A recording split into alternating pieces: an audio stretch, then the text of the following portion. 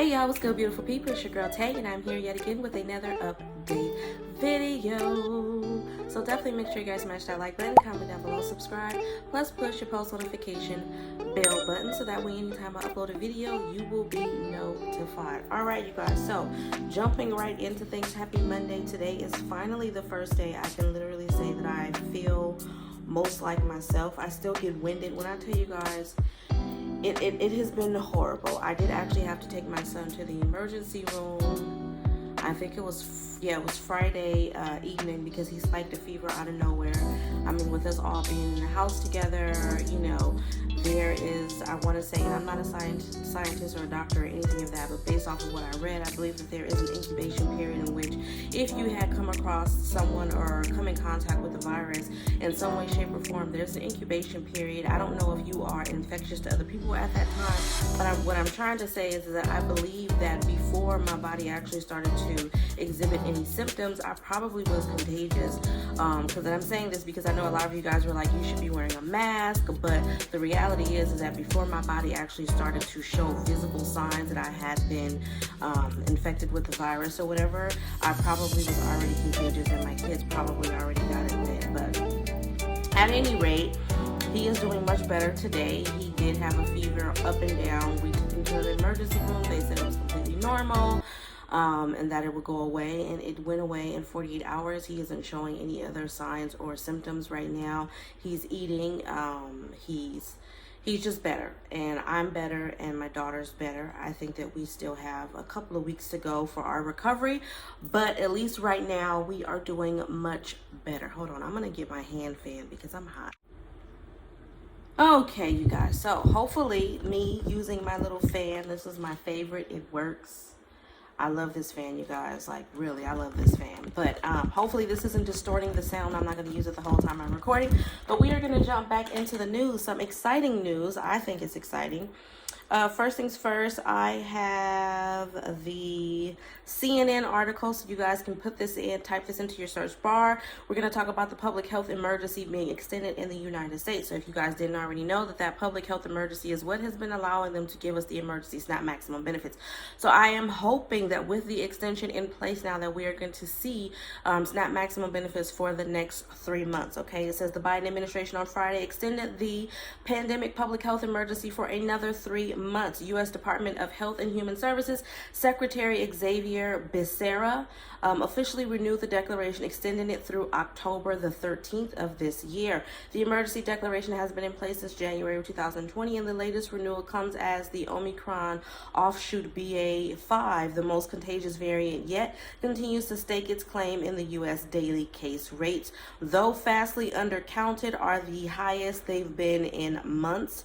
Hospitalizations and deaths, of course, are going back up, and that's what they were saying when I took my son to Children's Hospital. They were pretty much saying that there were several different variants that are going around right now, and that literally everybody that was there when we were there were getting their children tested too. Like, that's all they were doing. They had everything pretty much already lined up so that people can get their tests for their children. The public health emergency declaration continues to provide U.S. with tools and authorities needed to respond to the highly transmissible subvariants that are currently circulating around the country. A Biden administration official told CNN recently, the PHE, the public health emergency, provides essential capabilities and flexibilities to hospitals to better care for patients, particularly if we were to see a significant increase in hospitalizations in the coming weeks. It goes on to say that ensemble forecasts from the CDC published this week do predict that hospitalizations in the U.S. will rise over the next month. It's the first time in weeks that the forecasts have predicted an increase in hospitalizations instead of a stable outlook. But I think we got the gist of this. This is what's going on right now. I don't know why they kept saying that we were recovered, we were in recovery. We're not in recovery. I don't think we will be in recovery. I think this is going to forever be a battle, and there are so many other illnesses that are surfacing as well. We've got the monkeypox that they're also currently dealing with. There's just a lot of different illnesses that are out there, so I would just be careful. I knew that it was a matter of time before me and my family members or anyone close to me, even those that are the most safest or think that they are being the most cautious, would actually contract the virus. So all you can do at this point is just stay hydrated, keep your immune system boosted as much as you possibly can. Social distance, which is what we have been doing. The only time that we went out literally was to take my son to the doctor. I didn't do anything else outside of that. I completely rescheduled all of my appointments. I was supposed to go get my new glasses, which I'm a little bit bummed about because they have a stronger prescription and they have blue light blocking capabilities on them, and I had to cancel that appointment to allow myself to social distance a little bit longer and make sure that I am doing my due diligence not to spread this around. Okay, moving on from that though, so for those of you guys who are asking me if that is true about the emergency declaration being extended, it is true. This is a CNN article. I just want to let you guys know that if you want to look for it yourself. Now, something that I did find to be interesting, I think I'm going to get back to that in a minute. Let's go to the usual news source here and see what's going on in the rest of the world, okay? There's a lot going on. There are so many people right now talking about the situation with Roe versus Wade, and I was actually I was on social media last night, and I came across a video. It was actually on TikTok. You guys wouldn't believe how many videos were on TikTok. There were people that were using spoken word, also known as poetry, to express their discontent with the fact that they are literally trying to dehumanize women. And then they showed like a press conference. I want to say it was a closed press conference, but I remember seeing a press conference where they were talking about men were saying that they no longer want to refer to women as women. We're not women. We are birthing people. That's what they're calling us, the birthing people. They don't want to use the word woman, and they don't want to use the word mother or mom, because again, they're trying to dehumanize us. They don't want us to have a title, and I think that they understand where our power lies. So if they can take that away from us, I'm just saying, I'm telling you guys, it doesn't matter whether you're Republican, you're Democratic, whatever side of the aisle that you sit on. I don't identify with anything. I feel like we have the opportunity to vote and hopefully get the right people in these seats during these upcoming elections. So I think that you need to vote for people, not based off of what label they have on themselves, but more so what about the what's the word? It's on the tip of my tongue, but what do they stand for? In other words, what are they going to be for us being called birthing people and taking away the title of being a mom or a mother? You know, are they going to continue the cycle of dehumanizing women, or are they for allowing us to sit in our power and sit in who we are? I don't understand how for women, and that's my thing.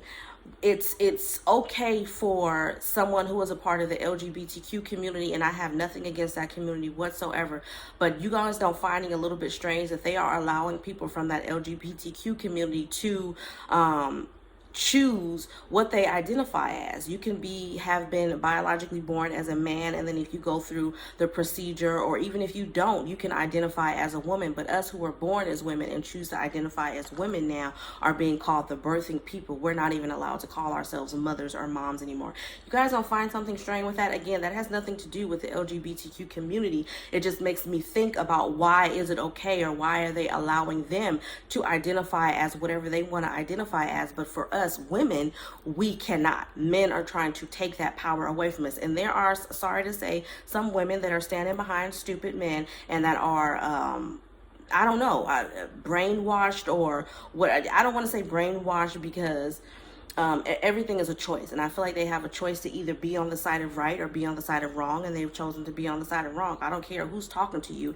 It's either they agree with those statements. It's ridiculous. I can go on and on about that because there were other videos on there that I saw, but we're going to move on a little bit from that. So Nancy Pelosi is seen smiling in another press conference, I believe. It says she smiles as House votes in favor of ensuring access to the ABORTION Act. I can't say the word on here, but the word that represents voluntary termination of pregnancy. Nancy Pelosi broke out in a smile as she announced that the House voted in favor of ensuring access to this procedure on Friday, July the 15th. Earlier that day, the House Speaker had joined Representatives Judy Chu, Lizzie Fletcher, and Marilyn Strickland on the steps of the Capitol to campaign for support for bills to protect, again, the procedure. The ensuring access to, again, voluntary termination of pregnancy would prevent states from punishing people who travel across state to seek this treatment out. They're making it to where in certain states you could go to jail for getting this. I'm mentioned this to you guys already before.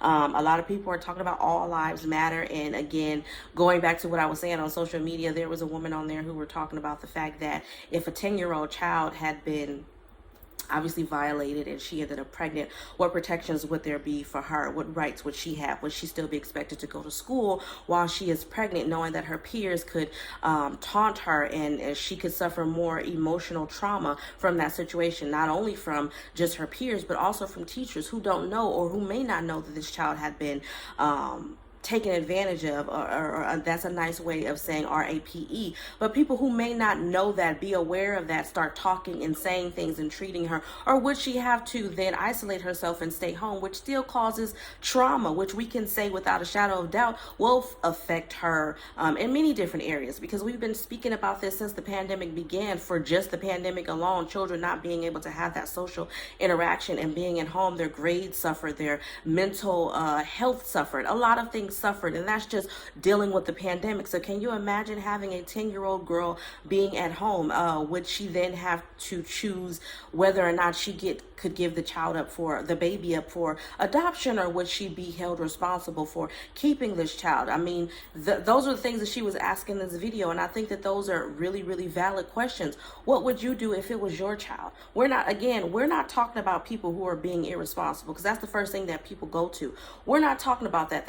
That's a completely different scenario. Y'all already know how I feel about that. I personally don't believe in voluntary termination of pregnancy. Okay, obviously I have 6 kids. However, if it was an ectopic pregnancy, which has been scientifically proven, there is no way that you can carry that baby to term, which is another thing that they said. They're trying to get a little bit technical and say that, okay, it's okay in that situation. I'm thinking, because from what I've read, it doesn't look like it's okay in that scenario. But from what I'm understanding, they're saying that it's not considered voluntary termination of pregnancy if you have an ectopic pregnancy, because they know that pregnancy cannot be carried to term without without basically killing the mother. So it's just weird how they're trying to play these games. But I feel like if you can see that point of view, you should also see the point of view of the fact of the matter that there are children out there that have their virginity stolen from them, that go through traumatic experiences. And even women, we're not going to say just children, but a woman. I know me as a woman, I definitely would not want to carry the baby of a person who raped me. That's just not something that I would want to do. I would be traumatized. I don't know how I would feel towards that baby. You know what I mean? That baby didn't come out of a happy situation. And not to say that all babies come out of happy situations, but it's a little bit different when you consent to be in a sexual relationship with someone and then a baby is conceived, you know what I'm saying, surprisingly, versus you being in a situation where you do not give your consent and a baby is conceived. Do you get where I'm going with this? But moving on from that, we are going to talk a little bit more about, going back to this. Wait, let me keep going on. I think that was all that I wanted to say as it pertains to this. There was a couple of other things, but I think I'm gonna give you guys a little bit of information. This is more so for LA County. We are really suffering out here as it pertains to all these different variants and them being spread. The Los Angeles County is already in the grips of the surge fueled by the Omicron subvariant BA.5, but yet another worrisome strain that's causing concern in India has also been found locally. Okay, designated BA.2.75, the subvariant is being monitored by the World Health Organization, also known as WHO. As of Thursday, 6 cases have been identified in the U.S., including 2 in California, with one of those in LA County, according to the county public health director, Barbara Ferrer.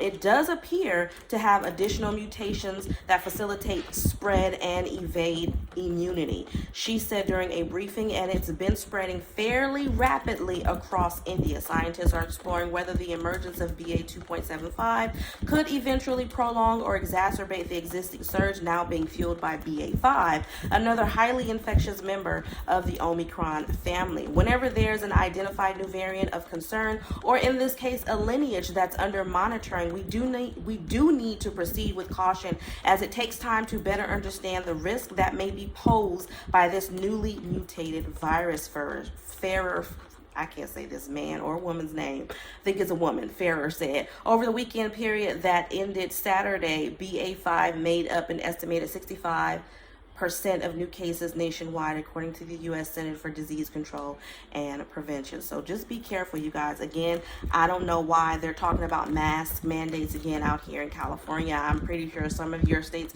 are going to be talking about it again, depending on what they're doing to combat this situation. But it doesn't seem like I said, I don't think that this is going to leave us anytime soon. I think this is the new normal, and it's going to continue to mutate. It's going to continue to spread. I'm not saying it with negativity in that I want this to happen, but the reality of the situation is that every time they feel like we are in a better place and we are on the road to recovery, we see yet again that we are not, and there's yet again another virus that we need to fight. Okay, so ending off, we are going to do emergency SNAP maximum benefits for the month of July. Now, I haven't seen any states being approved for August. You guys know I'm going to keep my eye out for that. So for July, we have Alabama, July the 30th, Alaska, July the 1st through the 31st. California has been approved, but still no payout date. Colorado, July the 10th through the 15th. Connecticut, July 15th and all Fridays.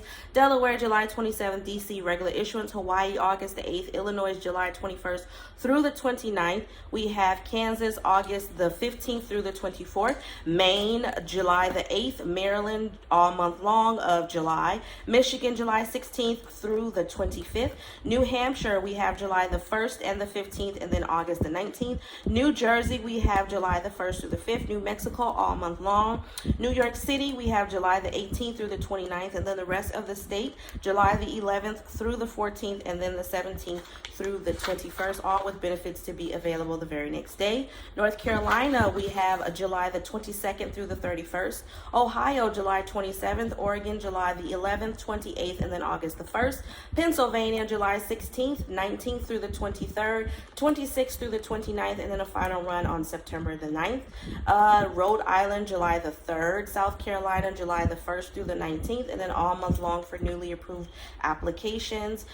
Texas, just give it all away until the end of the month, but I do believe that you guys had mentioned that some of you had received your benefits on the 12th, so check your cards if you haven't already in Texas. And then we have Utah, July the 30th, Vermont, August the 12th, Virginia, July the 16th, Washington, July the 2nd through the 20th, West Virginia, July the 6th, and then August the 10th, Wisconsin, July the 16th, and then September the 10th, and then Guam, July the 22nd. And that is all for emergency SNAP maximum benefits for the month of June. Now, I am going to take a quick look here on my phone just because I want to do my due diligence with you guys. One thing I can say, California has finally been approved for pandemic EBT for this current school year, and I believe for the summertime. Okay, I am just refreshing on the USDA to see if there were any states that have been approved for August as of yet, and there has not been any. Okay, so that is current as of Monday today, which is, I believe, July the 18th. Now, I'm just going to give you the names of the states that have currently been approved for pandemic EBT for this current school year and the summertime. I'm not going to do the payout dates. I am going to do that in a completely separate video by itself. Okay, so for pandemic EBT for the 2021-2022 school year, we have Alabama, American Samoa, Arizona, Arkansas, California, Colorado, Connecticut, DC, Delaware, Florida, Hawaii, Indiana, Illinois, Kentucky, Louisiana, Maine, Maryland, Massachusetts, Michigan, Minnesota, Missouri, Montana, Nebraska, Nevada, New Jersey, New Mexico, North Carolina, North Dakota, Ohio, Oklahoma, Pennsylvania, Puerto Rico, Rhode Island, South Carolina, Tennessee, Texas, Utah, Vermont, Virginia, Washington, West Virginia, and Wisconsin. Now, for pandemic EBT for the summertime, we have Alabama, Arizona, Colorado, Connecticut, Delaware, DC, Hawaii, Illinois, Indiana, Maryland, Massachusetts, Michigan, Minnesota, Nevada, New Jersey, New Mexico, North Carolina, Ohio, Oklahoma, Puerto Rico, Rhode Island, Utah, Vermont, Washington, West Virginia, and Wisconsin. All right, you guys, that is absolutely all that I have for you guys in today's video. Do me a favor if you haven't already. Don't forget to smash that like button because it really does help to let YouTube know that you like what I'm doing and you want me to stick around. I know I missed several days, but I really just had to. I just could not focus. Today literally is the first day that I am able to get back to somewhat of a normal routine, whereas I am actually recording this video on my lunch break. Okay, so I am feeling better. I still got some congestion going on. I still get winded very easily, but I think I've gathered enough strength to at least start and continue on the road to recovery. Okay, with that being said, drop some pink hearts down below. Let me know you guys made it all the way to the end of the video. Don't forget to check out the description box as always, because there will be some discount codes down there, as well as a link for Amazon Prime membership, which you can get 30 days free on me. So definitely check that out. And as always, I'm going to say, remember to live, love, elevate. And if you guys have not subscribed to my beauty and lifestyle channel, which is also Live, Love, Elevate 2TOO, the link will be down below in the description box, and I will see you guys in the next video. Peace, y'all. Bye. It's hot.